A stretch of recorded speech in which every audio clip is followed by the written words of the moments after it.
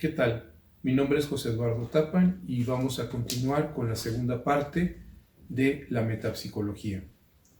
Como habíamos dicho anteriormente, la metapsicología es la propuesta que hace Freud para dar cuenta de lo que él considera son los principios, los elementos fundamentales que organizan su propuesta.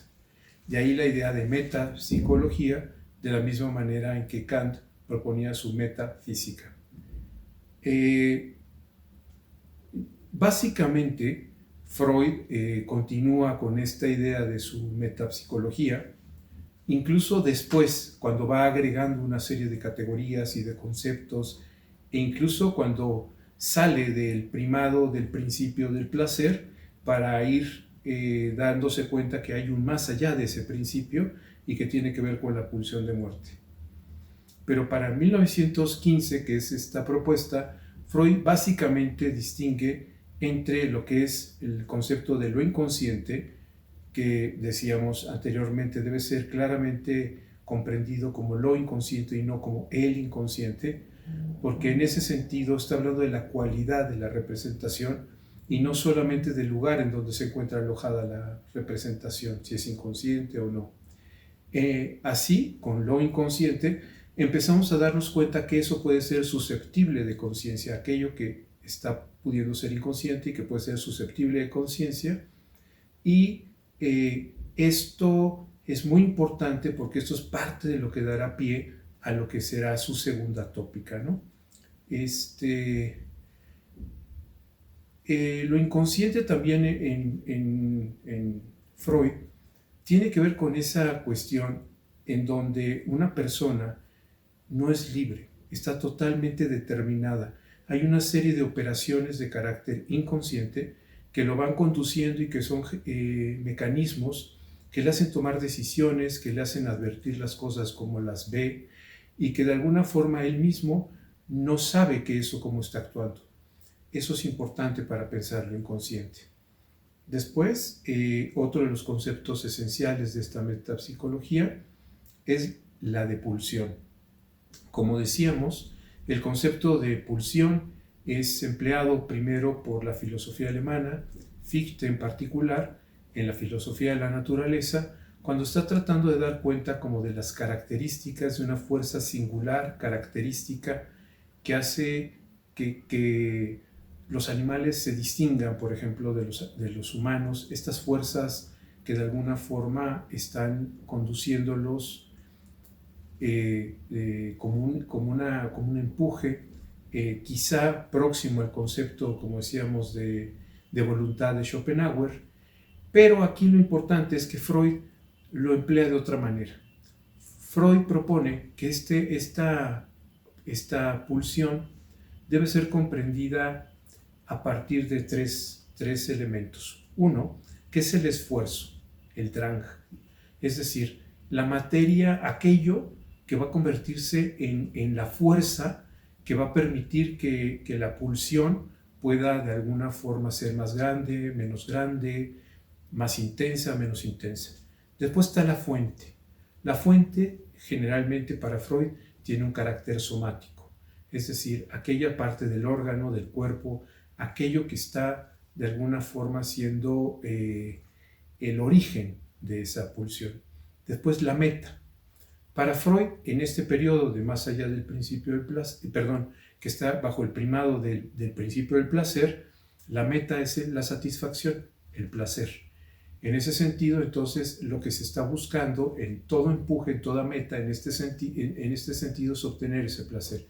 Y finalmente el objeto. El objeto es aquello de lo que se sirve la pulsión para obtener esa satisfacción. ¿De acuerdo? Y después está el concepto que decíamos que ha sido mal traducido como represión y que tiene que ser pensado como desplazamiento, y que este desplazamiento, como decíamos, es exactamente igual el concepto como el de desplazar grandes masas de aire o agua para que de alguna forma eso pueda soportar al avión en el vuelo y al barco flotando. Así varias toneladas que se desplazan en el mar se mantienen a flote porque van generando un esfuerzo que los mantiene a flote. De esta manera, pensado así, esto es importante porque entendemos que esos elementos que han sido desplazados están continuamente intentando reaparecer en la conciencia o a partir de síntomas, sueños, lapsus, etc., ¿no? Entonces, es el mecanismo esencial que constituye lo inconsciente, porque la propuesta freudiana es que el estado de la conciencia tiene que estar siempre libre de conflictos. Entonces, esa condición hace que todo aquello que sea perturbador, molesto, incómodo, conflictivo, sea desplazado. Y entonces desde este lugar de lo desplazado es donde continúa perturbando, pero de manera distinta, digamos, donde la conciencia incluso no lo percibe, simplemente puede dar cuenta de sus efectos, de sus manifestaciones. Por eso estas situaciones no podemos saber de lo inconsciente ni de estas fuerzas, como lo desplazado, más que por sus manifestaciones. No podemos saber exactamente qué hay, sino que por las consecuencias de lo que eso genera. Sin embargo, el concepto de la metapsicología para Freud continúa siendo vigente incluso cuando aparece el concepto de más allá del principio del placer en 1920 y aparece la pulsión de muerte y la compulsión a la repetición. La compulsión a la repetición es importante para Freud porque le muestra un mecanismo en donde una serie de cuestiones de carácter displacentero, insatisfactorio, perturbador, insisten, vuelven a aparecer, y él mismo lo tiene claro en lo que llama los sueños de guerra, como esas cuestiones que han sido terribles reaparecen, ¿no? Entonces él empieza a darse cuenta que ahí hay mecanismos que no solamente están buscando que la conciencia esté libre de conflictos, sino que esos conflictos siguen interrumpiendo y siguen apareciendo en un sentido compulsivo, en donde no hay herramientas suficientes para deshacernos de ese material que está siendo perturbador. Y además aparece la pulsión de muerte.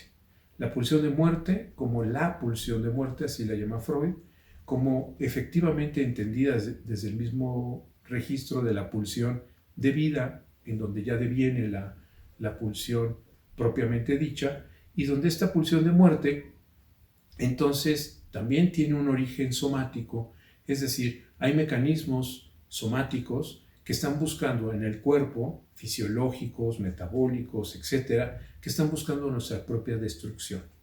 Y entonces está buscando la manera de obtener digamos, la satisfacción de esa pulsión sería la muerte.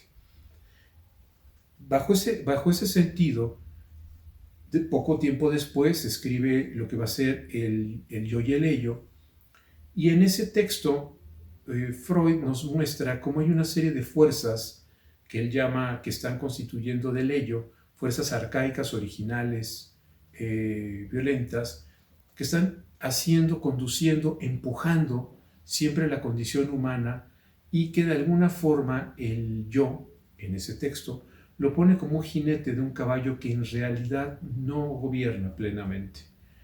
Así aparece lo que va a ser la segunda tópica. Entendido de esta manera, vemos que la segunda tópica está entonces por el yo, y agrega después el superyo, como esta serie de cuestiones imperativas, esta serie de principios morales que son introyectados, digamos, como lo propone Freud, con lo que sería el ocaso del complejo de Edipo. Y así aparece la segunda tópica. Estamos hablando de la pulsión de muerte, la compulsión a la repetición, y esos principios, Freud después dirá que siguen siendo parte de lo que para él será la metapsicología. Entonces, si hablamos de metapsicología freudiana, lo que estamos diciendo es que tiene que integrar lo económico, lo dinámico y lo tópico. Esos son los principios de lo que es la metapsicología freudiana. Gracias.